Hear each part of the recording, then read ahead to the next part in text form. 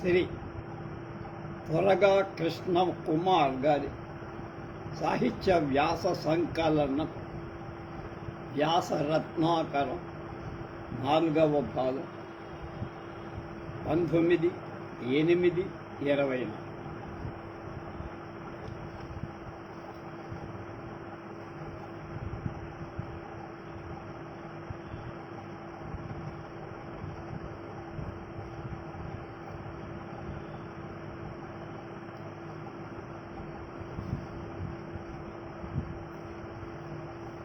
ఇవాళ డాక్టర్ కుమళ్ళ వెంకటప్పయ్య గారి భవభూతే శిఖరిణి నిరర్గళ తరంగిణి. కుమళ్ళ వెంకటప్పయ్య గారు మాకు చాలా కాలం నుంచి పరిచయం. ఆయన చాలా కాలం అసలు నెల్లూరు బెదవాడలో చాలా కాలం ఉన్నారు. మా సాహిత్య సభలకు తప్పనిసరిగా వచ్చేది. ఆయన భార్య చిదంబరి గారు గొప్ప సంగీత విద్వాంసురాలు, A1 ఆర్టిస్ట్ కూడా. మా త్యాగరాజ ఆరాధన ఉత్సవాలకి, అలాగే హనుమ జయంతికి వారి ప్రత్యేక కార్యక్రమాలు ఏర్పాటు చేస్తాం. ఇద్దరు వస్తూ ఉంటారు. చాలా అభిమానం ఉన్నటువంటి ఆయన్ని మొదటిసారిగా నేను రాజమండ్రిలో విహంగ మహిళా పత్రిక నాకు ఒక అవార్డు ఇచ్చారు. అదేదో జ్ఞాపకం లేదు, 2016, 17, 18 ఎప్పుడు అక్కడికి, అది నన్నయ్య యూనివర్సిటీలో. దానికి విహంగ యజమానురాలు ఆవిడ చనిపోయింది, హేమలతాదేవి. అలాగే ఆయన భర్త కూడా మనకు హైదరాబాద్ విశ్వవిద్యాలయంలో పనిచేస్తూ ఆయన కూడా చనిపోయాడు. గొప్ప రచయిత, కవి కూడా. వాళ్ళిద్దరూ వాళ్ళ అమ్మాయిల ఆధ్వర్యంలో వైస్ ఛాన్సలర్ సత్యనారాయణ గారు అనుకుంటా, ఆయన ఆధ్వర్యంలో సన్మానం చేశారు. అప్పుడు మొదటిసారిగా పరిచయం అయ్యారు కుమళ్ళ వెంకటప్పయ్య. అలాగే విశాఖపట్నంలో ఉండేటువంటి ఇంకొక కుర్రాడు రాచకొండ నరసింహశాస్త్రి గారి దగ్గర ఉంటాడు.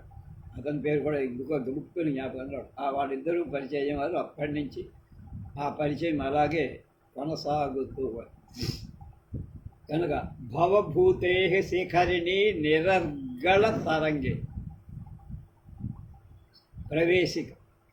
సంస్కృత మహాకవుల ఘన సంప్రదాయ పరంపరలో వాల్మీకి, వ్యాస, కాళిదాస, బాణ, దండి, భాస మొదలైన అద్భుత శారదా సంతతితో ఒక దివ్య కర్పూర కలిక భవభూతి మహాక. ఉత్తరే రామచరితే భవభూతిర్విశిష్యతే అన్న లోకోక్తి ఆధారంగా ప్రాచీనులు కాళిదాసు కన్నా భవభూతికే పెద్ద పీట వేశారంట. భవభూతి అనేది అసలు పేరా లేక లోకం కల్పించిన పేరా అనే విషయంలో అనేక భేదాభిప్రాయాలు. భవభూతి వ్రాసిన ఉత్తర రామ చరితలు శ్రీకంఠ పదలాంఛన భవభూతిర్నామ అని నాటక ప్రస్తావనలు చెప్పుకోవడం, కొందరు మిరాసి అని అతని పేరు అని, శ్రీకంఠ అనేది అతడి బిరుదు నామం అని అంటారు. ఇంకా కొన్ని చాటుక్తుల వల్ల తపస్వీకాం గతోస్వస్తాం ఇది స్మేరాననాని గిరిజాయాస్థనౌ వందే భవభూతి సితానన అనేటువంటి దాన్ని బట్టి ఇంకా బహత్ సంగరాద్వా భూతి కావ్య నిర్మాణ దక్షత విభూతి ప్రజ్ఞావా సంప్రాప్తత్వేన భవభూతి రీతి అనడం. ఇలాంటి శివుడు అంటే శంకరుడి నుంచి కావ్య నిర్మాణ దక్షత లేక ఐశ్వర్యం లేక ప్రజ్ఞ పొందటం చేత భవభూతి అనేటువంటి పేరు వచ్చిందని కొంతమంది నిర్వచన చేశారు. భవభూతి తన రూపకాలు కాలప్రియానాథ దేవ మహోత్సవాలలో భాగంగా ప్రదర్శితమైనట్టు చెప్పారు. ఈ కాలప్రియనాథ దేవుడు యమునా తీరంలోని కాల్పి లేక కాలప్రియలో ఉన్న సూర్యదేవుడని సాహిత్యకారుడు నిర్ణయం చేశారు. సంస్కృత కవి అయిన భవభూతి, ప్రాకృత కవి అయిన వాక్కుపతి రాజు ఇద్దరు ఒకే కాలం సమకాలికులే కాక ఇద్దరు యశోవర్మ మహారాజు పాలించిన కనోజు రాజ్యంలో ఆస్థాన కవులుగా ప్రసిద్ధి పొందారని చరిత్ర చెబుతారు. భవభూతి తన గురువు పేరు జ్ఞాననిధి పరమహంస అని స్వయంగా చెప్పారు. ఉన్నత విద్యాభ్యాసం కోసం తన అదృష్టాన్ని వెతుక్కోవటం కోసం సొంత ఊరు స్థలం వదిలి ఉజ్జయిని చేరుకున్నాడని, అక్కడే కాళిదాసును కలుసుకున్నాడని, ఉత్తర రామ చరిత్ర విని ఒక సున్న ఎక్కువైందని చమత్కరించాడని చెప్పినప్పటికీ కాళిదాస్ కాలానికి భవభూతి కాలానికి దాదాపు కొన్ని శతాబ్దాల తేడా కనుక నామ ఔచిత్యం కాదు. సాగర సదృశాలైన భవభూతి రచనలు ఆఖ్యాన రచనకు మార్గదర్శక అని పెద్దలన్నారు. భవభూతి సాహిత్యంలోనే కాక వేదాంగాలలో వివిధ శాస్త్రాలలో అపార జ్ఞానం ఉన్నది. ఆయన సాహిత్యంలో అనేక గ్రంథాలు రచించటమే కాక అనేక శాస్త్ర గ్రంథాలు కూడా వ్రాసిన దాఖలాలు ఉన్న మహావీర చరితం, మాలతీ మాధవం, ఉత్తర రామచరితం అనే 3 గ్రంథాలు మాత్రమే మనకు మిగిలాయి. మనం ఉత్తర రామచరిత్ర లైవ్ కూడా చేశాం. మిగిలిన గ్రంథాల్లోని శ్లోకాదులు అనేక ఇతర రచనలో ప్రాస్తావికంగానూ లేక ఉదాహరణ ప్రాయంగానూ మనల్ని పలకరిస్తారు. వారి మహావీర చరితం రాముడి కథని ఉత్తరకాండ ముందు జరిగిన నాటకంగా మన ముందు ఉంచాడు. అలాగే ఉత్తర రామచరితంలో వాల్మీకి ఉత్తరకాండలోని కథని దృశ్య కావ్య రూపంగా పరమ రమణీయంగా భవభూతి అందించి, కాళిదాస భవభూతి వంటి నాటకకర్త ఇంగ్లీష్లో షేక్స్పియర్, సోఫోక్లెస్ వంటి వారుగా సంభావింపబడుతారు. భాసుడు మాత్రం హెన్రిక్ ఇబ్సన్, బెర్నార్డ్ షా వంటి వారంటారు. శూద్రక దింగ్నాగుడు ఈ 2 రకాల వాళ్ళకి మధ్యలో ఉంటారు. సోమదేవుడు, ధనుంజయుడు, కుంతకుడు, క్షేమేంద్రుడు, మమ్మటుడు, మహిమ భట్టు మొదలైన వాళ్ళెందరో కవులు లాక్షణికులు భవభూతిని శ్లాఘించి వారి రచనలలోని అనేక శ్లోకాలను తమ గ్రంథాలలో ఉదాహరణాత్మకంగా ఉపయోగించారు. వీటన్నిటినీ అనుసరించి చూస్తే భవభూతి రచనా కాలం 700 నుంచి క్రీస్తు శకం 700 నుంచి 730 ప్రాంతంగా ఉందని ఒక అంచనాకి రాదు. భవభూతి ఆంధ్రుడ. భవభూతి కృష్ణ యజుర్వేద తైత్తిరీయ శాఖకు చెందిన బ్రాహ్మణ.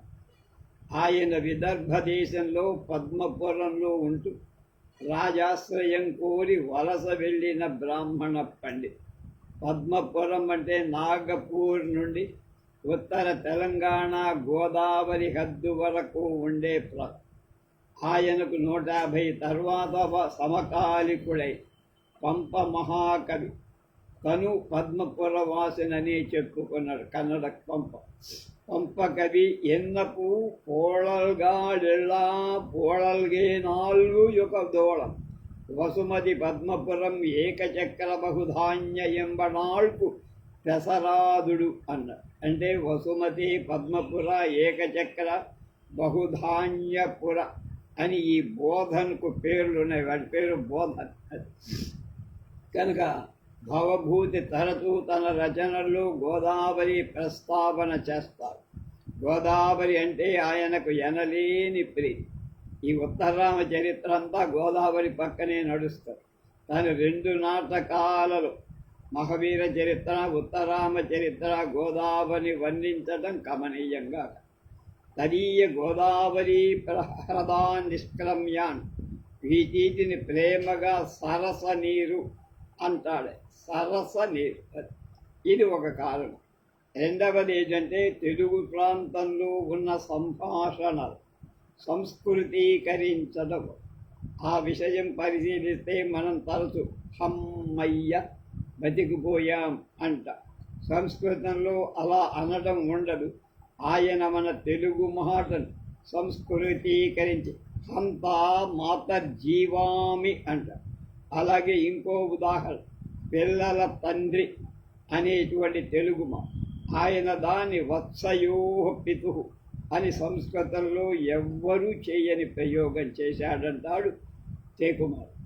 మూడవ కారణం ఆయన ఇంటి పేరు ఉదుంబర నామనో బ్రహ్మవాదిన. ఉదుంబరం అంటే మేడి చెట్టు. తెలుగువాదికి తప్ప ఇతరులకు పేర్లు ఇంటి పేర్లు ఉండవు కనుక ఆ ఇంటి పేరు అందరూ అంగీకరించి కనుక భవభూతి తెలుగువాడని, కరీంనగర్ నిజామాబాద్ ప్రాంత వాసి అని అందరూ అనుకోవాలి. ఈయన వర్ణించిన ధర్మపురి కరీంనగర్ జిల్లాలో ఉందిగా లక్ష్మీ నరసింహస్వామి దేవాలయం. ఈ ధర్మస్థలిలో ఎందరో మహాకవులు జన్మించారు కాబట్టి భవభూతి ఆంధ్రుడేనని, గోదావరి తీర నివాసి అని కొంతమంది చరిత్రకారులు అంటలో అసత్యం లేదు, సత్యమే. భవభూతి కవిత్వ శైలి. భవభూతి కవిత్వం ప్రౌఢ గంభీర శైలిలో కొనసాగు.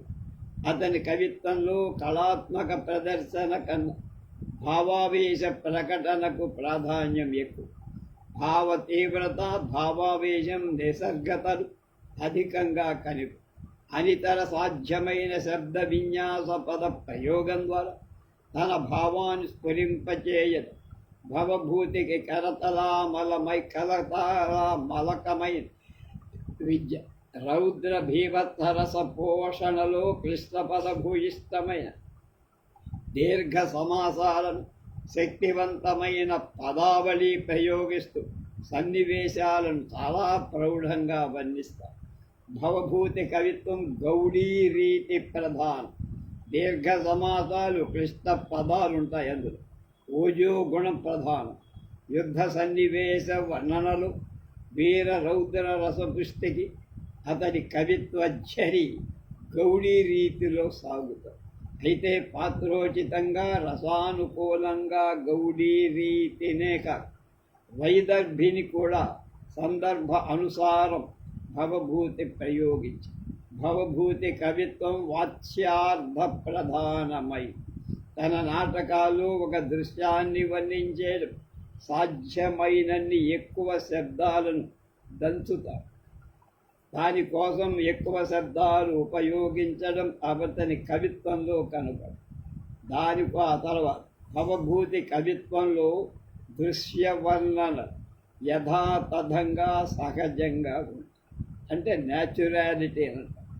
అలాగే కల్పనీయత అతి తక్కువ, ఊహల్లోకి పోడెక్కువ, ఉత్ప్రేక్షలు అతిశయోక్తిని తక్కువగా. అందువల్లే ఒక దృశ్యాన్ని వర్ణించేది భవభూతి అలంకారాలను, వ్యంగ్యార్థాలను, చమత్కారాలను ఎక్కువగా ఆశ్రయించడు. అంటే వాటిని పట్టుకోడు కదా. ఆ దృశ్యాన్ని ఉన్నది ఉన్నట్లు యథాతథ స్వభావోక్తి పద్ధతిలో వర్ణిస్తాడు. భవభూతి అభిమాన రసం కరుణ. అది తన 3 నాటకాలలో వీర కరుణ శృంగార రసాలు పోషించడంలో అనితరమైన ప్రతిభను అతడు చూపించి వీరరస ప్రధానంగా మహావీర చరిత్రను, శృంగార రస ప్రధానంగా రౌద్ర భీభత్స తదితర పోషణాల మాలతీ మాధవాన్ని, కరుణ రసాత్మకంగా ఉత్తర రామ చరిత్రను ఆయన పోషించాడు, దగ్గర రాశాడు.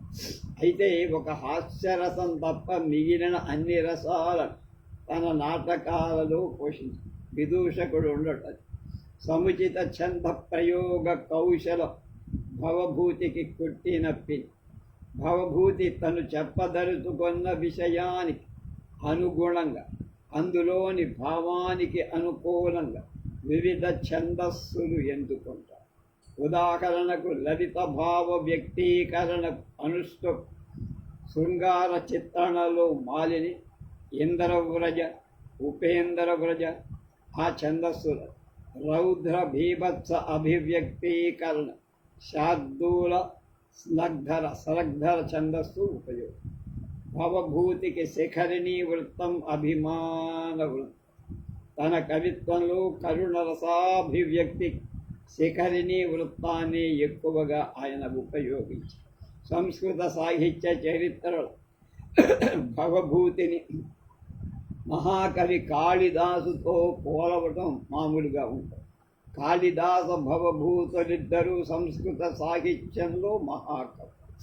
ఇద్దరి కావ్యాలను పరిశీలిస్తే చూస్తే కాళిదాసు సంస్కృత సాహిత్యపు వినీలాకాశంలో ధృవతార అంటంలో సందేహం లేదు. సంస్కృత భాషపై అత్యద్భుతమైన పట్టుగల ఆయన సరైన పదాన్ని ప్రయోగించి సిసలైన భావాన్ని ఒలికించి తద్వారా ప్రేక్షకుల పాఠకుల మనసులు ఆకట్టుకోవటం కాళిదాసుకు బాగా తెలుసు. ఇతివృత్త ప్రణాళికలోని పాత్ర చిత్రణలో అతడి నాటకాలు దాదాపుగా ఎక్కడా దోషాలు లేకుండా కని. అందువల్లే ప్రాచీన కావ్య రసజ్ఞుడు కాళిదాసు కవికుల గురువుగా ఏకగ్రీవంగా అంగీకరించారు. ఇకపోతే భవభూతి కూడా తనదైన మార్గంలో దిగ్గజ కవి. అయితే అతని కథా ప్రణాళికలో చిన్న చిన్న లోపాలు, నాకే బూరెడు లోపాలు కనబడు. కావ్యంలో సుదీర్ఘ ఉపన్యాసాలు సుత్తి కొట్టడం అంటే వర్ణనలో కొద్దిపాటి కృత్రిమత్వము. ఎప్పుడు ఏడుస్తూనే ఉంటారు, ఎప్పుడు అదే మాట ఇందాక చెప్పినట్టుగానే ఏడవద్దు ధైర్యం తెచ్చుకో, ఈ మాటలు ఆ నాటకంలో ఎక్కడ చూసినా కోప్పలుతారు. అలాగే సెంటిమెంట్లను ఖండించడంలో సిద్ధార్థ, పాత్ర చిత్రీకరణలో వైవిధ్యం, మనోవిశ్లేషణలో నిశిత పరిజ్ఞానం భవభూతికి కొట్టినట్టు. భావోద్వేగ ప్రదర్శనలు అతను చూపించిన కౌశలం అనన్య సామాన్యం. ఇక కరుణ రసాభివ్యక్తీకరణలో అతడే సార్.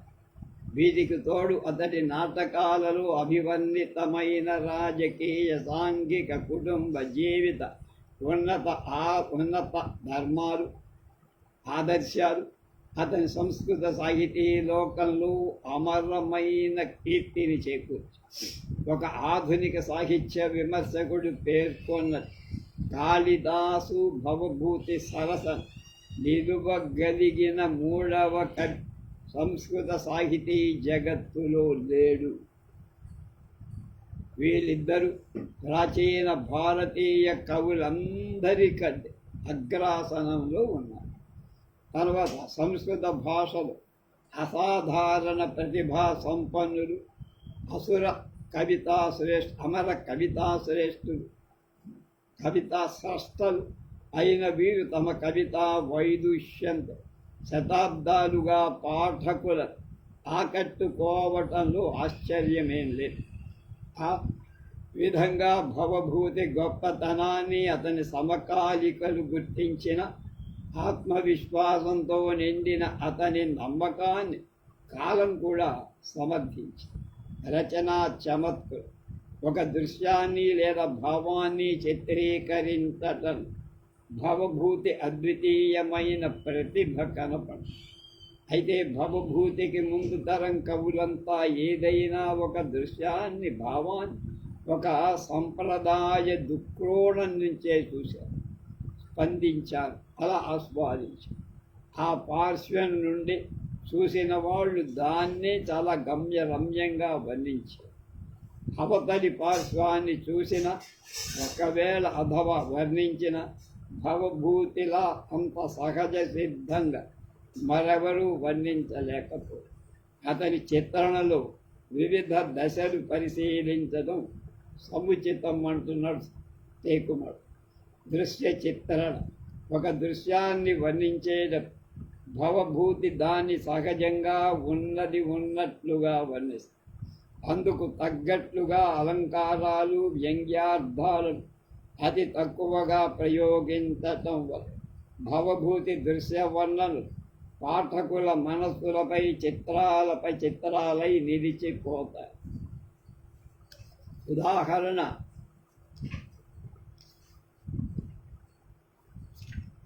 ప్రకృతి దృశ్య వర్ణనలో చిత్రణలో ప్రకృతి కోమల రూపాన్ని మనోహరంగా చిత్రించడంలో సరిపెట్టకుండా ప్రకృతి యొక్క ప్రచండ భీకర రూపాన్ని చిత్రించడంలో కూడా భవభూతి అమోఘమైన కౌశలం ప్రదర్శిస్తుంది.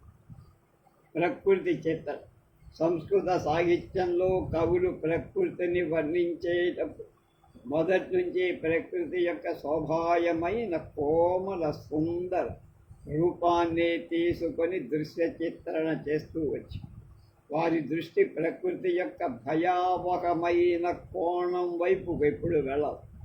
అడపాదడపా కొందరు కవులు ప్రకృతి యొక్క భయంకర రూపాన్ని వర్ణించిన భవభూతి అంత సహజంగా ఇంకెవరూ వర్ణించారు.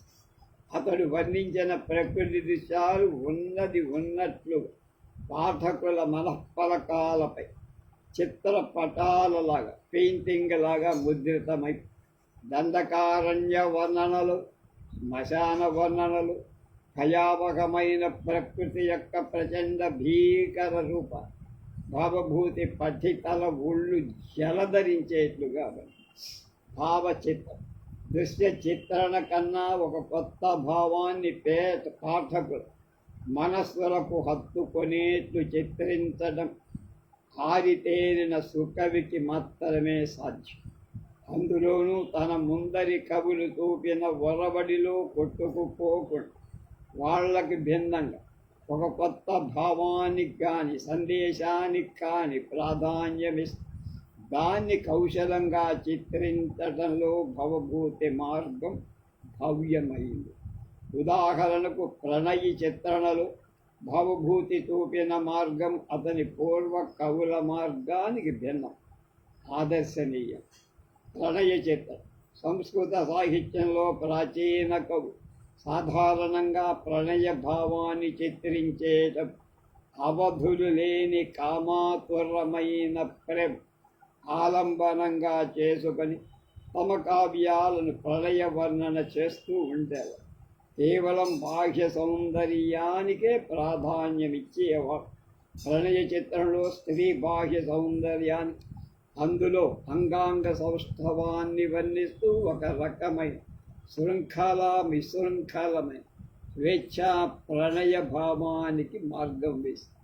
ప్రణయంలో విరహ వేదన స్త్రీలలో మాత్రమే చూడగలిగిన వీళ్ళ పురుషులలో విరహ వేదన గుర్తించే అవసరమే రాదు. తన పూర్వ కవులు ఏర్పరిచిన ఇటువంటి సంప్రదాయ మార్గంలో వెళ్లకుండా భవభూతి తన కవిత్వంలో ప్రణయ భావ చిత్రణ స్వచ్ఛమైన పవిత్రమైన ప్రణయాన్ని ఆలంబనగా చేస్తుంది. అతని ప్రణయ వర్ణనలో కామాతురమైన ప్రేమ కన్నా వైవాహిక బంధానికి దారితీసే ప్రేమ, కులపాలిక ప్రణయం అంటాడు విశ్వనాథ, ప్రాధాన్యం ఇవ్వవు. బాహ్య సౌందర్యం కన్నా అంత సౌందర్యానికి మొగ్గు చూపదు. అతని నాటకాల్లో ఎక్కడా స్త్రీ అంగాంగ సౌష్ఠవ వర్ణనం కనపడు. ప్రణయ చిత్రణలో పరిపక్వమైన దాంపత్య ప్రేమ భవభూతి చిత్రించినంత ఆదర్శంగా మరి ఏ ఇతర కవులు చిత్రించలేకపోయారు.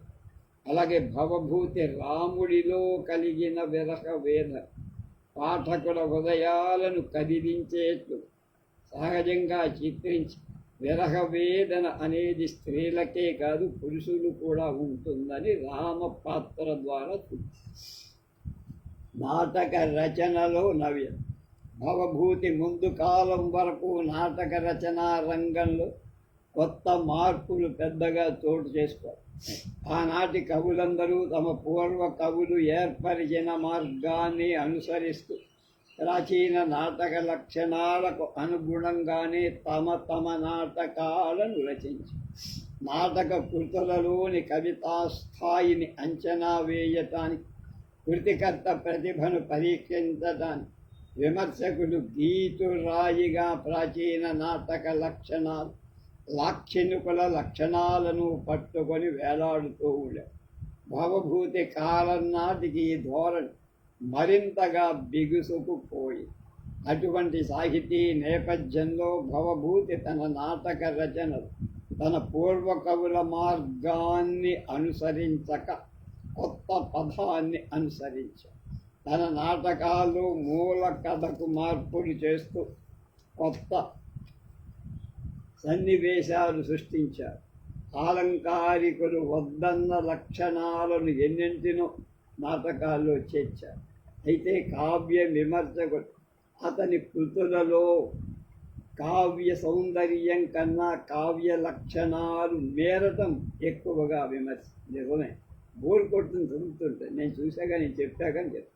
వాల్మీకి కాళిదాసుల రామాయణ కథలకు భిన్నమైన రీతిలో భవభూతి మహావీర చరిత్ర నాటక కథను నడిపించిన ఆ కొత్తదనాన్ని ఆస్వాదించే సహృదయత ఆనాటి సామాజికలలో కానీ ఆలంకారికల్లో కానీ తన ప్రవేశపెట్టిన నూతన మార్పులు సరైన ఆదరణ పొందకపోవటం, తన తరువాత నాటకం మాలతీ మాధవం యొక్క ప్రస్తావనలు ఏనామ కేచీదిహ కథయంచవజ్ఞాం జానంతి తే కిమపి తాం ప్రతినైషయత్ ఉత్పత్స్యతే తు మమ కోపి సమాన ధర్మ కాలో హ్యం నిరవధి విపులాచ పృథ్వీ. ఈ విపులాచ పృథ్వీ బాగా అందరికీ అలవాటే.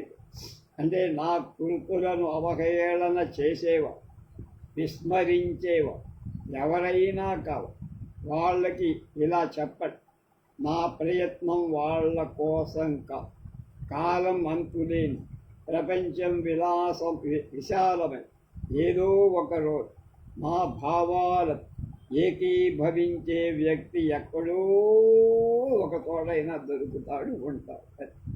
ఈ శ్లోకం ద్వారా భవభూతి ఏదో ఒకనాడు ఎక్కడో ఒక చోటైనా తన ప్రతిభ గుర్తింపు ఆదరణ లభిస్తాయని మిణుకుమన్న చిన్న ఆశని వ్యక్తం చేశారు.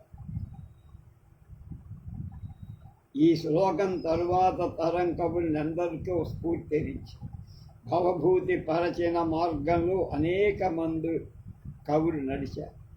అనంతరం అనేక కవులు భవభూతిలాగా తాము కూడా మూల రామాయణ కొత్త మార్పులు ప్రవేశపెట్టి కొత్త ఘట్టాలను పరికల్పన చేస్తూ మూల కథ భిన్నమైన రూపాలను సంస్కృత రామాయణ నాటకాలను సృష్టించారు. విమర్శ భవభూతి నాటకాలను విమర్శించే వారు అనేక రకాల అభిప్రాయాలు చెప్పారు.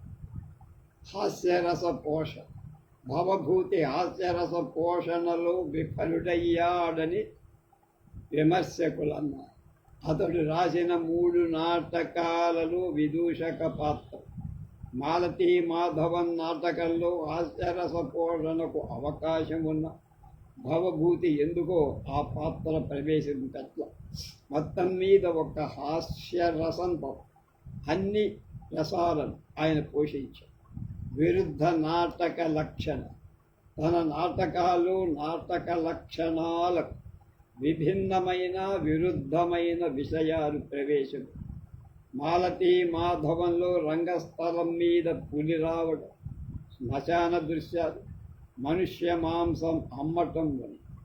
అలాగే ఇక్కడ కూడా యుద్ధం కూడా కరుణ రసం అంగీరసం భవభూతి కరుణ రసాన్ని ప్రధానంగా అంగీరసం చేసుకొని ఉత్తర రామ చరిత్ర రసం.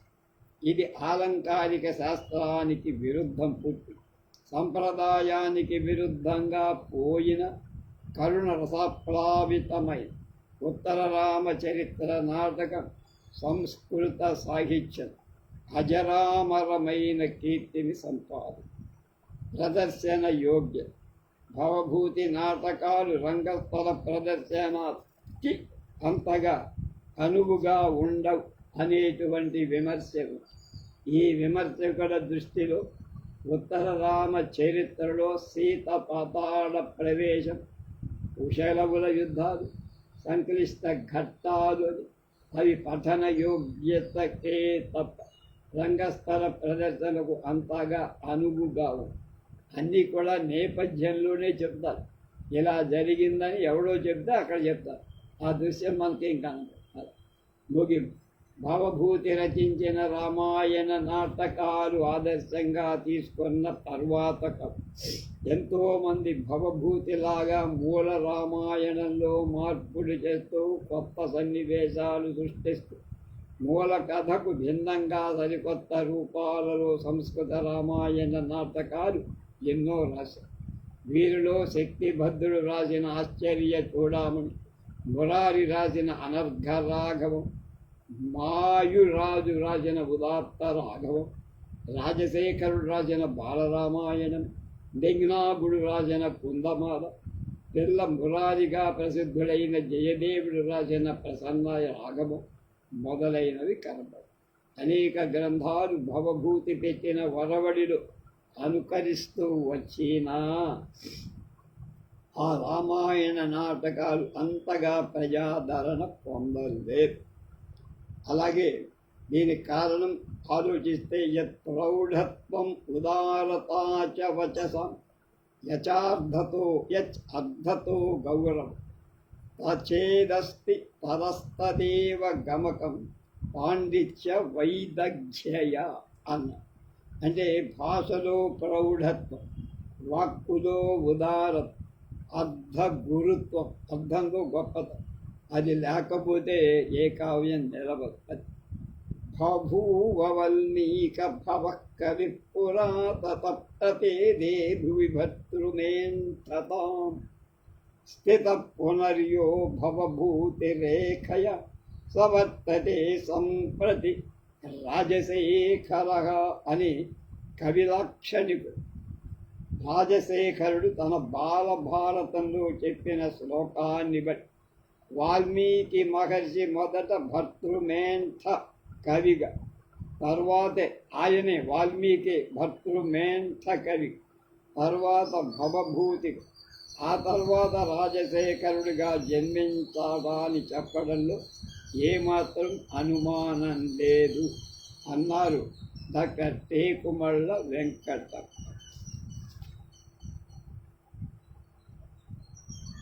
తర్వాత వ్యాసం దింగ్నాగాచార్యుడు కుందమాల రాసిన దింగ్నాగాచార్యుడు. ఈ వ్యాసాన్ని రాసిన వారు భారత్. రస్యతే ఆస్వాద్యతే అనేనైవ రస సిద్ధాంతం సంస్కృత లాక్షణికమైన సిద్ధాంతాల్లో ముఖ్యం. రసం అంటే కావ్యం వల్ల పుట్టేటువంటి లోకోత్తరమైన అనుభూతి. ఇది అనుభవించాలే తప్ప దానికి నిర్వచనం ఉండదు. కావ్యానికి సంబంధించిన రసం తాలూకు స్థితి ఎక్కడ నిరూపమై ఉంటుంది అన్న విషయానికై ఉద్భటుడు అనే లాక్షణికుడు ఒక ప్రతిపాదన చేశారు. వాచి వస్తున్యపి రసస్థితి. రచనా సంవిధానంలో వస్తువు అంటే ఇతివృత్తంలో రసస్థితి ఉంటుంది. ఇతివృత్తం అంటే పాత్ర చిత్రణ సన్నివేశాల సమాహారం. దృశ్య నాటకాలకు సంబంధించిన సంవిధానాలు స్థూలంగా ముఖ్యమైన రెండు ధోరణులు కలిపి. మొదటిది భాషా శూద్రకాదులకు సంబంధించి వస్తు నిర్వహణ ద్వారా రసస్ఫూర్తి కలిగించే ధోరణి. రెండవది రచనా శైలి, శిల్ప చాతుర్యాదుల ద్వారా రస నిష్పందం కలిగించగల భవభూతి కాళిదాసాదుల ద్వారా. అభినేయమైన కృతులు భాష కవివైతే నాటకీయమైన కావ్యాలు భవభూతి కాళిదాసు. మొదటిది నాట్యకళ, రెండవది కావ్యకళ. ఈ ధోరణిలో భాస మహాకవి మార్గాన్ని చెందిన మరొక కవి దింగనాగుడు లేదా ధీరనాగు. ఈ కవి రచించిన అపూర్వ నాటకం పేరు కుందమాల. కుందమాల అంటే మల్లె పూదండ మా తెలుగుతది.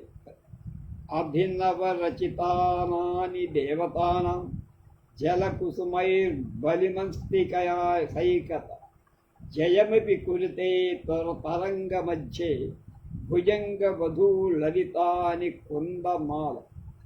లోకాపవాద భయానికి భయపడి రాముడు సీతను పరిచయించి ఆమెను అడవిలో విడిచిరామని లక్ష్మణుడికి చెప్పి పంపాడు. పాపం ఆయన తప్పనిసరిగా ఆపై వాల్మీకి ముని సీతను చూసి ఆమెను తన ఆశ్రమానికి తీసుకువెళ్ళి ఆశ్రయం ఇచ్చాడు.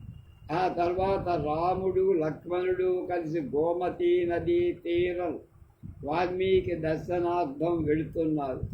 అప్పుడు దేవతల కోసం నీటి చేత పూల చేత బలులు సమర్పించినట్లుగా సవ్యంగా ఉన్న ఇసుక తిన్నె ఆ నది తరంగాల మధ్యలో నాగవధువుల లలితంగా అందాలు చిందుతున్న మల్లెపూదండ తేలుతూ వచ్చి లక్ష్మణుడు రాముడితో అన్నాడు, ఆశ్చర్యంగా ఉంది అన్నాయి.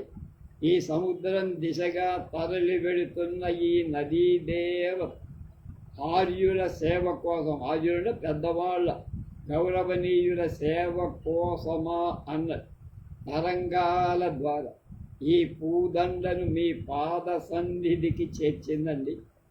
ఎంతో ముచ్చటగా అల్లిన ప్రేక్షణీయమైనట్టు చూడటానికి ఎన్నిసార్లు చూసినా ఎంతసేపు చూసినా తనివి తీరనట్టుగా కూర్చినటువంటి ఆ దండను చూడు ఆర్యా అని అన్నగారికి చూపి యశా కుందమాల అవహితం ప్రేక్షణీయా విరచన, తప్పక చూడదగిన విశిష్ట లక్షణాల కూర్పుగా ఈ పూలదండ ఉంది అని లక్ష్మణుడి ద్వారా చెప్పిస్తుంది.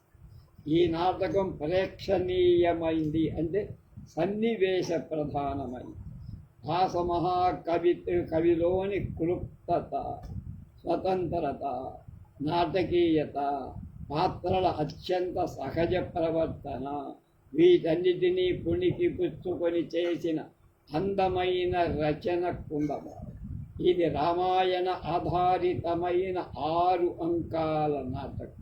సీతారాముల వియోగంతో మొదలై సీత తన తనయులైన లవకుశలతో రాముణ్ణి కలుసుకోవటంతో సుఖాంతము. హాస మహాకవి కైకేయిని ప్రతిమా నాటకంలో విప్లవాత్మకంగా వాల్మీకి రచనకు భిన్నంగా కరుణ రసాత్మకంగా తీర్చిదిద్ది. అదేవిధంగా కుందమాల రచయిత విదూషకుడి పాత్రను ఉదాత్తంగా తీర్చిదిద్ది. దింగ్నాగుణ్ణి విదూషకుడు తిండిపోతూ వెకిలి మాటలవాడు మామూలుగా చిత్రిస్తారు. అలా చెయ్యాల. రాముడి మనస్సు సీత మనస్సును బాగా ఎరిగినవాడు, గ్రహించిన ఒక ముఖ్య పాత్రధారి వాడు, లేకపోతే నాటకం నడవదు అంగడంతో. కవి తాలూకు నాటక శిల్పంలో అతడే ప్రధాన పాత్ర వహించాడు. అంతకంటే గొప్పగా చెప్పుకోదగిన పాత్ర సీత. కుందమాలలోని సీత అత్యంత సహజ స్వభావం కలిగింది, గొప్ప అభిమానవంతుల. 5వ అంకం రాముడు చింతాక్రాంతుడై ఉన్నాడు. అతన్ని విదూషకుడు మాటల్లో పెట్టి దుఃఖాన్ని ఉపసంహింపచేస్తున్నాడు. ఎంతలో కుశలవుడు వాల్మీకి మహర్షి అతిథులకు గానంతో సంతోషం చెయ్యమని పంపారు. కుశలవుడు రాముడి దగ్గరకు వెళుతుంటే చిన్నవాడైన లవుని అమ్మ చాటుగా పిలిచి రాజు దగ్గర చాలా నెమ్మదిగా మర్యాదగా నడుచుకోండి, మీరు అసలే దుందుడుకు వాడు, దుడుగ్గా వ్యవహరించవద్దు అని చెప్పి పంపు. ఇద్దరూ రాముడి దగ్గరకు వచ్చారు. రాముడికి విచిత్రమైన భావ శబలత ఏదో కలిగింది. వారిని తొడపై కూర్చోబెట్టుకొని తన కుమారులంటే వీరి వయస్సు ఉంటుంది కదా, నాకు కూడా పిల్లలు పుట్టే ఈ వయస్సు పిల్లవాళ్ళు ఉంటారు కదా అనుకున్నాడు. అప్పుడు రాముడు వాళ్ళని ప్రశ్న చేస్తారు. మీ వంశమేదయ్యా? సూర్యవం. మా వంశమే. మీ ఇద్దరి వయస్సుల్లో తేడా ఉందా? లేదండి, మేము కవలం. ఎవరు పెద్ద? కుషుడు. మీ గురువెవరు? వాల్మీకి మహర్షి. శరీర ప్రదాత అయిన తండ్రి ఎవరు? లవుడు. తెలియదండి. ఈ తపోవనంలో ఎవ్వరూ వారిని పేరుతో పిలవరు. ఓహో, ఏం మహాత్మ్యం అయ్యా అన్న. కుషుడు నాకు తెలుసు అన్నాడు. చెప్పారు. నిరనుక్రోషుడు. రాముడు విదూషకుడు. పేరు అపూర్వంగా ఉంది. నిరనుక్రోషుడు, విదూషకుడు. అలా ఎవరు పిలుస్తారండి? అమ్మ కోపంగా ఉన్నప్పుడా ఎప్పుడూనా? మేం మారాం చేసిన నిరనుక్రోశని కుమారులారా, అల్లరి చేయకండ్రా అంటుంది మా అమ్మ. నాయనలారా, మీ తల్లి పేరేమిట్రా? మా అమ్మకు 2 పేర్లండి. ఒకటి దేవి అని అందరూ, రెండోది వధు అని మహర్షుల వారు పిలుస్తారు. నిరనుక్రోధుడంటే దయాదాక్షిణ్యాలు లేనివాడు అని అర్థం. ఈ ఘట్టం ద్వారా సీత హృదయం తాలూకు వేదన వాత్స్యం చెయ్యకుడు వ్యంగ్యం అపూర్వంగా చెప్పాడు. మొదటి అంకంలో అదే శబ్దం ఉపయోగిస్తుంది సీత. కుందమాలలోని సీత రాముణ్ణి ప్రశ్నించడానికి ఏం సందేహపడదు. పరిత్యాగ ఘట్టంలో సీత మాట్లాడిన మాటలు చాలా గొప్పగా ఉంటాయి. నిజానికి కావ్యంలోని ఉదాత్తతంతా సీత శోకాన్ని, తన యొక్క సహజమైన స్త్రీ స్వభావాన్ని చిత్రించడంలో. స్వప్నవాసవదత్తం, విక్రమోర్వశీయం, శాకుంతలం, ఉత్తర రామచరితం ఇలా సంస్కృతంలో ప్రధానమైన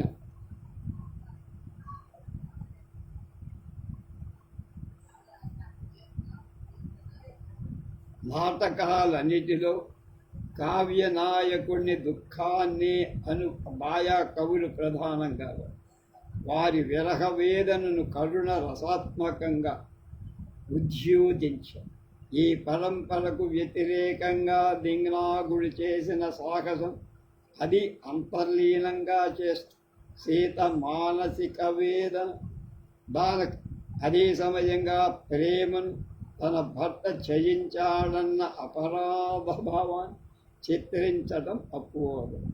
ఇది తెలియాలంటే ఈ నాటకం ఎవరికి వాడు చదువు, లేదా కూలంకషంగా వ్యాసం ద్వారా ఎవరితో అయినా చర్చించ. తనను రాముడు పరిత్యజించాడని చెప్పగా లక్ష్మణుడు సీత చెప్పిన సమాధానం.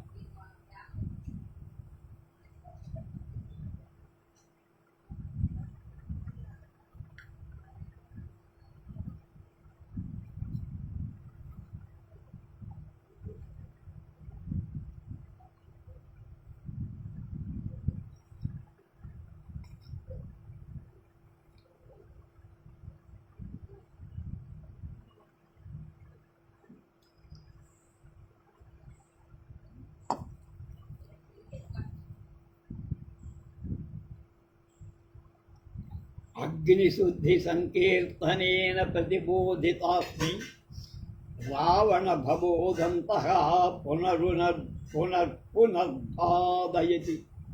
సీతయా అపి నామ ఏవం సంభావ్యత ఇది సర్వధారం మహిళాత్వేన ఏవం పరిత్యక్తానను పరిత్యక్తాస్మి కిన్న ఖలు యుక్తం అమాం భక్తం మమార్యపుత్ర పరిత్యక్తమాత్మానం పరిత్యక్తుం కిన్న ఖలు సస్యైవ నిరనుక్రోశస్య సమాన ఏవ ప్రసవః ప్రేక్షితవ్య ఇది వచనీయ కంటకోపహితం జీవితం పరిరక్షామి. అగ్నిచేత పరిశుద్ధురాలనైనాను అని కీర్తి పొందగా రాముడే చెప్పాడు, దేవతలు చెప్పారు. ఇప్పుడు రావణ నివాసంలో జరిగిన అగ్ని ప్రవేశ ఘట్టం తిరిగి గుర్తుకొచ్చి నన్ను బాధ పెట్టాను. సీతకే ఈ విధమైన గౌరవం దక్కితే స్త్రీత్వమే ఇక చాలు, పరిత్యక్తనైపోయానే. నిజంగానే పరిత్యక్త అంటే విడువబడిందని. ఆర్యపుత్రుడే విడిచివేస్తే ఇక నన్ను నేను చరించటం న్యాయమా? కార్యము. ఆ నిష్ఠురాత్మజుడితో సమానమైన ఈ గర్భాన్ని నిలుపుకోవాలి. కాబట్టి ఆ కారణం చేత ఈ బతుకుని ఎలాగో అలా ఈడుస్తా. ఒక స్త్రీ పాత్రతో ఆనాడు అంత సాహసోపేతమైన మాట అనిపించిన కవి బహుశా దింగ్నాగుడే అంటున్నారు భారతిగా. ఆవిడలో సీతను చూసి జంతువులు పక్షులు కూడా దుఃఖించాలి. అడవిలో కాళిదాస్ అంటాడు, నృత్తం మయూర కుసుమాని వృక్షా దర్భానుపాతాను విజా హిరణ్య తస్యాహ ప్రపన్నం సమదుఃఖభావం అత్యంతమాసీత్ రుదితం వనేతి. రఘువంశంలో 14వ సవర్గలో 69వ శ్లోకం. నెమళ్ళు నృత్యాన్ని, చెట్లు పూలను, జింకలు గడ్డిని తింటం మానేసి వాటికి సీత మనసులో ఉన్న దుఃఖానికి సమంగా దుఃఖం కలిగినట్టుంది. కుందమాల కారుడు ఏం రాశాడంటే, ఏతే రుదంతి హరితం విముచ్య హంసాశ్చ శోక విధురా కరుణం రుదంతి వృత్తం ఛజంతి శిఖినోపి విలోక్య దేవి తిర్యగతా పరమమీన వరం మనుష్యా. జింకలు గడ్డి వదిలి ఏడుస్తాయి, హంసలు శోకంతో కుమిలి కరుణ కలిగేరుగా ఏడుస్తాయి. నెమళ్ళు కూడా సీతను చూసి మామూలుగా చేసే నృత్యం మానేసి అవన్నీ అనుకున్నాయట. ఏమని అనుకున్నాయి? ఏమే అనుకున్నా. మనుషులు కూడా తిర్యక్కులే, వీళ్ళు కూడా పక్షులు జంతువులేరా, వీళ్ళకు హృదయం లేదు అనుకున్నాయట పక్షులు. అది అద్భుతమైన మాట, ఎవడో అల్లా. కుందమాల 3వ అంకం భాసుడి స్వప్నవాసవదత్త నాటకం 4వ అంకాన్ని పోలి. రామలక్ష్మణుడిద్దరూ గోమతీ తీరంలో వెళుతుంటే రాముడి దుఃఖం నుండి దృష్టి మరల్చటాన్ని లక్ష్మణుడు గోమతీ నదిని వర్ణిస్తారు. మరకత హరితానామంభసామేకయోని మదకల కలహంసి గీతరమ్యోపకంఠ నలిన నవ వికాసై వాసయంతి దిగంతాన్ నరపురపురతస్తే దృశ్యతే గోమతీయం అన్న.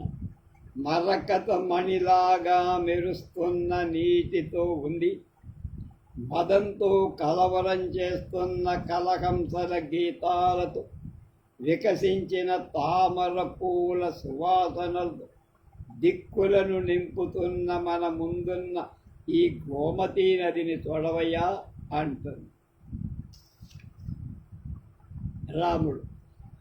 ముక్తాహారామలయ మరుతశ్చందన చంద్రపావా సీతాత్యాగాన్ ప్రభృతి నితరాం తాపమేవా వహంతి అద్యాకస్మాద్రమయతి మనో గోమతే తీరవాయు నూనం తస్యాం దిశి నివసతి రోషితాసావరాగి. ముత్యాలహార, మందమారుత, సందను, వెన్నెల సీతను కోల్పోయిన తర్వాత నా పాపాన్ని పెంచి ఇప్పుడేమో హఠాత్తుగా ఈ గోమతీ నదీ తీరవాయువు సీత ఇక్కడో ఎక్కడో ఉన్నట్టు నా మనస్సును తీవ్రంగా రంజింపచేస్తున్నది. పైపద్యం మందాక్రాంత వృత్తాన్ని ప్రధానంగా విరహాన్ని చిత్రించటానికి ఉపయోగిస్తారు. కాళిదాసు మేఘ సందేశం అంతా అలా. లక్ష్మణుడి శ్లోకంలో వర్ణన, రాముడి భావంలో విరహం. ఆయనము వర్ణన చేశాడు, ఎంత బాగుంది. ఈయన తన విరహాన్ని చూపి అంతలో కుందమాల కనిపిస్తుంది. ఇది సన్నివేశం. కనుక కుందమాల గురించి చెప్పాలంటే ఒక అనన్వయాలంకారంలోనే చెప్పగలమని నా అభిప్రాయం అంటున్నారు భారత్. కుందమాల నిజంగా కుందమాలే, మల్లెమాల. ఈ నాటకం గురించి ఎంతో రాయొచ్చు, ఎన్నో వ్యాసాలు వచ్చినట్లుగా భారతి ఆంధ్రపత్రిక ఇలాంటి పాత సంచికలలో కనిపిస్తుంది. అయితే కూలంకషంగా ఈ నాటక శిల్పాన్ని, సంధి సంధ్యంగాలను, పాత్రోచితిని, ఉదాత్తతను, అంగ్యంగ్య రసావిష్కరణను విమర్శించిన వారెవరో తెలియదు. అన్నట్టు ఈ కావ్యాన్ని వెలికి తీసి ప్రచురించిన వారిలో ప్రథముడు మానవల్లి రామకృష్ణ కవి గారు. ఆయన తెలుగువాడు కావటం కూడా గర్వకారణం. దగ్నాగుడు బౌద్ధుడా, హిందువా, భవభూతిని అనుసరించాడా లేదా, ఈయనే భవభూతిని అనుసరించాడా? భవభూతి ఎలా అంటే ఈయన కూడా అంత గొప్పవాడు. ఆచార్య దిగ్నాగుడు, ధీరనాగుడు ఒకదా వేళ. ఈయన కాలం ఎప్పటి ఇలాంటి అనవసర విషయాలు ఎందుకో చాలామంది తీవ్రంగా చర్చించారు. ఆంగ్లేయులు అంటించిన జబ్బు అది అంటోంది భారత్. మల్లె తోటలో ఉల్లి కోసం వెతుకుతారా ఎవడైనా? అదికే వెతికే వెర్రి వెంగళప్పల మల్లెల సౌరభం ఎలా తెలుస్తుంది అన్నారు.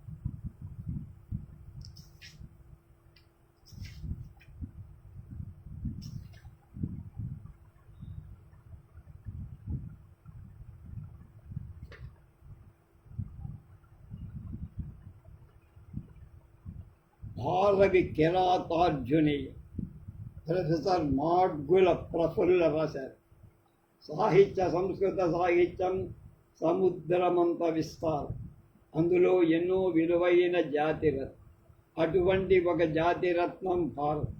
లోకంలో భారవి గురించి కథ ఒకటి ప్రచారం. భారవి చిన్న వయసులో అపారమైన పాండిత్యాన్ని, సకల శాస్త్ర పరిజ్ఞానాన్ని పొందారు. తన పాండిత్యాన్ని తన తండ్రి గుర్తించలేదనే ఆవేదనతో తండ్రికే హాని తలవేది.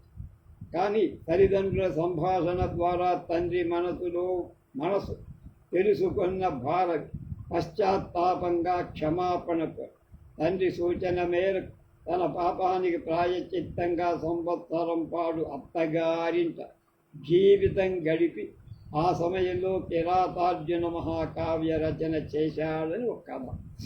అత్తారింటికి అక్కడ భరించలేక ఇల్లు వదిలి అరణ్యాల్లో తిరుగుతూ రాజాశ్రయాన్ని పొంది కావ్య రచన చేశాడని కొంతమంది. ఏది ఏమైనా భారవికి గుర్తింపు, పేరు, ప్రతిష్ట తెచ్చిపెట్టింది ఇప్పుడు చెప్పే శ్లోకం. సహసా విదధీతన క్రియ అవివేక పరమాపదాం పదం గృణతే విమర్శ్య కారిణం గుణలుబ్ధాహ స్వయమేవ సంపద. దువ్వూరి శేషయ్య గారు మహాకవి భారవి అనే కథ మార్చి 1961 చందమామలో కూడా ప్రచురించారు. దాసరి వెంకటరమణ గారు మహాకవి భారవి 1998లో ప్రతి గురువారం రాత్రి దూరదర్శన్లో 13 వారాలు పాటు ప్రసారం. కనుక కాలం కాళిదాసులాగా భారవి కూడా తనని గురించి తాను చెప్పుకోలేదు. కనుక పశ్చిమ చాళుక్యరాజు 2వ పులకేశికి చెందిన ఐహోళి శిలాశాసనంలో క్రీస్తు శకం 634 శాసన రచయిత రవికీర్తి ఏనాయోజి స్థిర మధ్యవిధో వివేకినా జనవేష్మ స విజయితాం రవికీర్తి కవితాశ్రిత కాళిదాస భారవి కీర్తి అని కాళిదాస భారవులను ప్రశంసించారు. క్రీస్తు శకం 650లో రాయబడిన కాశికా వృత్తి అష్టాధ్యాయిలో భారవి శ్లోకాలు చెప్పబడి 7వ శతాబ్దికి చెందిన దండి మహాకవి రచించిన అవంతి సుందరి కథలో భారవి విషయం. ఆ కథ ఆధారంగా భారవి మహాకవి ప్రపౌత్రుడు దండి అంటే ఈయనకు పౌత్రుడు అంటే మునిమనం, ప్రపౌత్రుడు అంటే మునిమనం. దండి ఈయన మునిమనం. కిరాతార్జునీయం 15వ సర్గకు వ్యాఖ్యానం రాజన్. పశ్చిమ గంగరాజ దుర్వనీత మహారాజు 6వ శతాబ్ది చివరి ప్రాంతంలో రాజ్యాన్ని పాలించినట్టు చారిత్రకాలు. ఈ ఆధారాలు బట్టి క్రీస్తు శకం 6వ శతాబ్ది పూర్వార్ధానికి చెందిన కవిగా పండితులు వర్ణించారు, నిర్ధారించారు. సంస్కృత మహాకావ్యాల్లో ఒకటి కిరాతార్జునీయం ఒక్కటే అని భారవుడి రచనగా కనుక ఒక్కటే అయినా భారవికి శాశ్వతమైన కీర్తి కలిగించింది. శ్రీమన్ మహాభారతంలోని అరణ్య పర్వంలో అర్జునుడు పాశుపతాస్త్రాన్ని పొందిన కథ ఆధారంగా 18 సర్గల మహాకావ్యాన్ని రాశారు. ప్రతి సర్గాంతంలో లక్ష్మీ పదాన్ని ప్రయోగించడం కిరాతార్జునీయాన్ని లక్ష్మీపద లాంఛన కావ్యంగా అందరూ వర్ణిస్తారు. కథా సంగ్రహం. జూదంలో ఓడిపోయిన పాండవు శ్వేతవనంలో కాలం గడుపుతున్న సమయం ధర్మరాజు దుర్యోధని పాలనలో ప్రజల తీరు తెలుసుకోవడానికి ఒక వనాచరుడిని గూఢచారిగా నియమించాడు. వివరణతో తిరిగి వచ్చిన గూఢచారి ధర్మరాజును కలవటంతో కావ్యం మొదలు. దుర్యోధనుడి రాజ్యంలోని ప్రజా సౌకర్యాలు, రాజనీతి, సుపరిపాలన తెలుపుతూ అర్జునుడి పరాక్రమాన్ని తలుచుకొని భయపడుతున్న విషయాన్ని కూడా చెప్పారు. గూఢచారి వెళ్ళిపోయాక తర్వాత ధర్మరాజు, ద్రౌపది సోదరుడు కలిసి విషయాలన్నీ వాళ్ళకి చెప్పారు. విషయం విన్న భీముడు, ద్రౌపది నిష్ఠూరంగా మాట్లాడుతూ ధర్మజుడికి యుద్ధానికి పురికొల్పే ప్రయత్నం చేస్తారు. కానీ ఆడిన మాట తప్పని ధర్మరాజు దానికి ఒప్పుకో. వేదవ్యాసుడు పాండవులను కలిసి ఇంద్రుడి గురించి తపస్సు చేసి దివ్యాస్త్రాలు పొందమని అర్జునుడికి సలహా ఇస్తాడు. వ్యాసుడి సూచన మేరకు అర్జునుడు ఇంద్రకీలాద్రి చేరి ఇంద్రుడి గురించి తపస్సు చేస్తాడు. ఇంద్రకీలాద్రి అంటే పెద్దవాడు అనుకుంటాం. ఈ ఇంద్రకీలాద్రి ఎక్కడో దక్షిణ మధ్యప్రదేశ్లో అక్కడ ఉన్నట్టు వ్యాసుడి సూచన మేరకు తపస్తారు. ఇంద్రుడు ప్రత్యక్షమైన చరచిత్తంతో శివుని గురించి తపస్సు చెయ్యమని ఆదేశించాడు. అర్జునుడి శివుడిని గుర్తి ఘోర తపస్సు చేశాడు. అర్జునుడికి భక్తికి మెచ్చిన శివుడు అతన్ని పరీక్షించడ పార్వతీ సమేతంగా కిరాతవేషధారి మాయా సూకరాన్ని ఒకదాని చుట్టి దాన్ని తరుముతూ అర్జునుడి దగ్గరకు వచ్చి తన మీదకు వస్తున్న వరాహం నుండి తనను తాను రక్షించుకోవటానికి అర్జునుడు దానిపై బాణం ప్రయోగిస్తారు. అదే సమయంలో కిరీట వేషధారి శివుడు కూడా బాణాన్ని వేశారు. వరాహం నేల కూలింది. కిరాత అర్జునుల మధ్య వరాహం కోసం వాగ్వాదం పెరిగింది. చివరకు యుద్ధానికి దారి తీసింది. అంతట్లో ఆగల బాహాబాహి గెలుపు అర్జున్ని వరించింది. అర్జున పరాక్రమానికి సంతోషించిన శివుడు రుజు రూపాన్ని ధరించి దివ్యమైన పాశుపతాస్త్రాన్ని అనుగ్రహించాడు. అర్జునుడు విజయుడై తిరిగి రావటంతో కావ్యం పూర్తవు. కవితా కౌశలం. ఉపమా కాళిదాసస్య భారవే అర్ధగౌరవం దండిన పదలాలిత్యం నాగే సంతి త్రయోగుణ అనే శ్లోకం పండిత లోకంలో బాగా ప్రచారం. భారవి కవిత్వం అర్ధగౌరవం ఓజోగుణంతో నారికేళ పాకంతో కూడి సామాన్యులకు అర్థం కాదు. అందుకే కిరాతార్జునీయన మల్లినాథుని ఘంటాపద వ్యాఖ్యానంతో కలిసి 36 వ్యాఖ్యానాలు రాశారు. మల్లినాథుని తన వ్యాఖ్యానికి మొదట్లో నారికేళ ఫల సన్నిభం వచో భారవై సపది తద్విభజ్యతే స్వాదయితుం రసనిర్గర్భ నిర్భరం సారమస్య రసికాయధేప్సితం అన్నారు. తర్వాత కిరాతార్జుని కొత్తగా వ్యాఖ్యానాలకి ఎవడు రాయడం. స్తువంతి గుర్వీమభిధేయ సంపదం విశుద్ధి ముక్తేరపరే విపశ్చిత ఇతి స్థితాయాం ప్రతిపూరుషం ఋతౌ సుదుర్లభాః సర్వమనోరమా గీర. కొందరికి అర్ధగారు, కొందరు పద సౌలభ్యం రుచి చూస్తారు. కొందరికి అభిరుచులకు తగినట్టు రుచించడం దుర్లభం. అందరి అభిరుచి అని చెప్పుకున్నాడు. కానీ కిరాతార్జునీయం సర్వజన ఆస్వాదన. భారవి కావ్య పాత్రల ద్వారా కూడా తన కవితా రీతిని గురించి చెప్పుకున్నాడు. వనేచరుడు తాను సేకరించిన విషయాలకు ధర్మరాజుకు తెలిపే సందర్భంలో మాటల్లో తొణుకు లేదు బెణుకులు. నా సౌస్తవౌదాయ విశేషశాలిని వినిశ్చితార్థామితి వాచమాద్ అంటే పదాల పొంది అర్ధగాంభీర్య స్పష్టత ఆ వనేచరుడి మాటల్లో ఉన్నాయి. ద్రౌపది తన అభిప్రాయాలు సంభాషణ విరమించిన తరువాత భీముడు మాట్లాడుతూ ఇలా అన్నాడు: విహితాం ప్రియయామన ప్రియమద నిశ్చిత్య గిరిం వరీయసి ఉపపత్తి మధూర్జితాశ్రయం నృపమూచే వచనం నృపోదర. ద్రౌపది మాటలలో ఉపపత్తియుక్తత, ఊర్జిత ఆశ్రయం అనే విశేషణాలు, అలాగే స్ఫుటతాన పదైరపాకృత నచన స్వీకృతమర్ధగౌరవం రచితా పృథగర్ధతా గిరం నచ సామర్థ్యమపోహితం క్వచ. ఈ శ్లోకంలో చెప్పబడిన పదాలలో స్పష్టత, సామర్థ్యం, అర్ధగౌరవం అనే లక్షణాలు వాళ్ళ మాటల్లో చెప్పాడు, కానీ కవిత్వంలో కూడా అవి ఉండాలని వ్యంగ్యంగా చెప్పారు. మొత్తం మీద పరిశీలిస్తే చక్కని పదగుంభన, వ్యక్తీకరణలో స్పష్ట, అర్ధగాంభీర్యం, పునరుక్తి లేకపోవడం, ఉదాత్తత, సాధికారమైన శాస్త్ర ఉపపత్తి భారవి కవిత్వంలో కనిపించే అద్భుతమైన లక్షణాలు.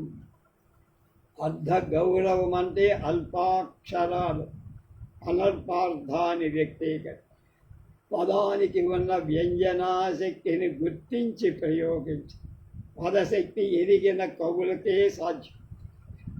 మహాకవులందరికీ ఈ లక్షణం. భారవి కవిత్వంలో వ్యంజన అధికంగా ఉండటం వల్ల భారవేర్ అర్ధగౌరవం అని ప్రత్యేక ప్రశంస పొందారు. ఇతీరయిత్వా గిరి మహాత్తసత్కురుయే తత్క్రియే గతే అపత్యౌ వన సన్నివాసినం ధర్మచారి గూఢచారి అయిన వనేచరుడిని అంటే వనాల్లో తిరిగేవారు తగిన విధంగా సత్కరించి పంపించిన సందర్భం.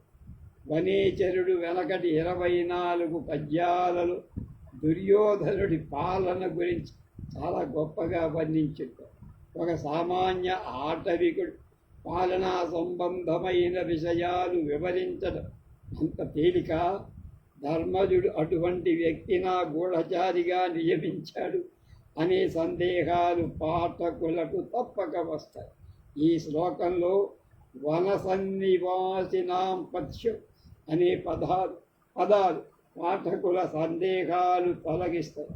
ధర్మరాజు పంపిన గూఢచారి మామూలు వాడు కాడు, గుండెలు తీసిన బంటంటాము. ఆటవికులకు పాలనా విషయాలు క్షుణ్ణంగా తెలుసు. రాజనీతి శాస్త్ర పరిజ్ఞానం అంటే పొలిటికల్ సైన్స్ తెలిసిన గూఢచారి ప్రవర్తించిన విధానం కూడా బాగా తెలుసు. గొప్ప డిప్లొమాట్ కింద మన లెక్క. పతి శబ్దం ద్వారా ధ్వనింపచేశాడు రాజు. ఇతీరయిత్వా గిరిమా తసత్క్రియే గతేహ అధపత్యౌ వన సన్నివాసం. అదే తర్వాత గుణానురక్త సాధన కులాభిమాని కులజాన్నరాధిప వరైస్వదన్యః క ఇవాపహరే మనోరమాత్మవధూమివ శ్రియం. ద్రౌపది ధర్మరాజుని యుద్ధానికి ప్రోత్సహిస్తున్న సందర్భంలోని శ్లోకం. ధర్మరాజుకు మిత్రుల సహాయ సహకారాలున్నాయి. స్వకుల అభిమానం అంటే క్షత్రియ ధర్మం పట్ల అభిమానం అయిన గుణానురక్త అయిన అందమైన భార్య వంటి రాజ్య స్వహస్తాలతో పరాధీనం చేశాడు. పార్చికరా. ఈ మాటల్లో ద్రౌపది వేదన, జోదమాడి తనను రాజ్యాన్ని ఇద్దరిని త్యాగం చేశాడని దెప్పిపో. భారవి భాషపై పట్టున్న ఏకాక్షరంతో శ్లోకాన్ని 2 పదాలను ఉపయోగించి 4 పాదాలను మొదటి నుండి చివరికి లేదా చివరి నుండి మొదటికి చదివిన ఒకే అక్షర క్రమం ఉండేటట్టు వ్రాయడం భారవి భాషా నైపుణ్యానికి నిదర్శనం. కిరాతార్జునీయం 15వ సర్గలో చమత్కారం ఒకటి ఉంది. మనో ననున్నో నున్నో నానను నున్నో నున్నో ననుందేనో నానే నానున్ననున్నను. కిరాతార్జున యుద్ధ సమయంలో అర్జుని బాణధాటికి పారిపోయి వస్తున్న సేనలు చూసి కుమారస్వామి అంటున్న అనేక ముఖాలున్న సైనికులారా అనర్థం. మనోననున్నో ఊన అంటే అల్పు, కయ్యానికైనా వియ్యానికైనా సమానమైన ఉజ్జీక. నీచుడిని ఓడించడం, నీచుడి చేతిలో ఓడిపోవడం రెండు వీరుడికి పనికిరాదురా. అటువంటి వాడు మనిషే కాదు, మీ స్వామి పరాజితుడు కాను కనుక మీరు పరాజితులు కారు. నను హోమధనారాధో ఘోరానాథ మహోనున తయ తాత వదా భీమా మా భీదా బతదాయత అన్న. ఈ శ్లోకంలో మొదటి పాదాన్ని ముందుండి వెనక్కి అంటే అనులోమంగా చదివిన, వెనకటి నుండి అంటే విలోమంగా చదివిన తయదాతవదా భీమా మా భీదా బతదాయత అది చివరిలో. దాని వెనక నుంచి ముందుకు వస్తే తయదా దదా భీమా మా భీమా దావత దాయత వచ్చేసింది. అలాగే నను హో మొదటి నను హో మధనారాఘో ఘోరానాథమహోనున అన్ని నిలిపితే నను భో మహోనాథ రాఘోరో భో రానాధన మహో ను నా నను నున అట్లా వచ్చేది. అది విలోమంగా చదివి రాదు. వికాసమీ యుద్ధ గతి సమార్గణ అనే రెండు పదాలే భిన్నంగా వ్రాయడం. భారవి అర్జునుడు పాశుపతాస్త్రం పొందిన చిన్న కథను 18 సర్గాల మహాకావ్యంగా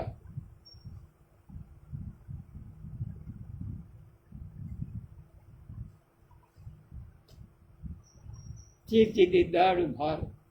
వర్ణనలు కవి భావనా శక్తికి నిదర్శనం. వర్ణన కారణంగా కాళిదాస్ దీపశిఖ కాళిదాసు పేరు పొందిన విధంగానే భారవి 5వ సర్గలో 39వ శ్లోకం ఉత్ఫుల్ల స్థల నళిని వనాదముష్మాత్ అని మెత్త తామర పువ్వుల పుప్పొడి గాలికి పైకెగిరి బంగారు గొడుగు ఆకారంతో అందంగా ఉందని వర్ణించి ఆతపత్ర భారవి గొడుగు భారతి ఆతపత్రం అంటే అనే పేరు కూడా ఆయన పొందాడట. సూక్తులు కిరాతార్జునీయంలో మనకు నిత్య జీవితం కనపడేటువంటి సూక్తులు ఎన్నో ఉన్నాయి. మహాకావ్య పఠనం వల్ల వ్యవహార జ్ఞానం కలుగు. ఎప్పుడు ఏ విధంగా ప్రవర్తించాలి, ఎప్పుడు ఏ విధంగా ప్రవర్తించకూడదో తెలుసు. మచ్చుకు ఈ కావ్యంలో సూక్తులు కొలుతుంది. సహసా విదధీతతాక్రియ హితం మనోహారి చ దుర్లభం వచ వరం విరోధ సమం మహాత్మన్ వ్రజంతి తే మూఢదీహ పరాభవం భవంతి మాయావిషయేన మాయినః అహో దురస్థా బలవద్విరోధిత నిరాశ్రయా హంత మనస్విన. 7 విచిత్ర రూప ఖలు చిత్తవృత్తయ. 8 పరాభవోప్యుత్సవ ఏవ మాలిన. ఇవన్నీ లోకంలో ఒక రకమైన సామెతలుగా ఆనాడు బాగా వ్యవహారంలో వ్యక్తి. భారవి ఆత్మాభిమానం కలకలి అన్యాయాన్ని సహించల. సాధారణంగా కావ్యగత పాత్రలలో కవి స్వభావం మనస్తత్వం కొంతవరకైనా ప్రతిబింబిస్తుంది. కిరాతార్జునీయంలో ద్రౌపది, భీమ, అర్జున పాత్రల భారవే కనపడతాడు మనకి. భారవి స్వాభిమాన పూర్ణుడు, యాచన, దైన్యం, పలాయనం ఆయనకి రుచించని విషయ. యశస్సు అతడి దృష్టిలో గొప్పది.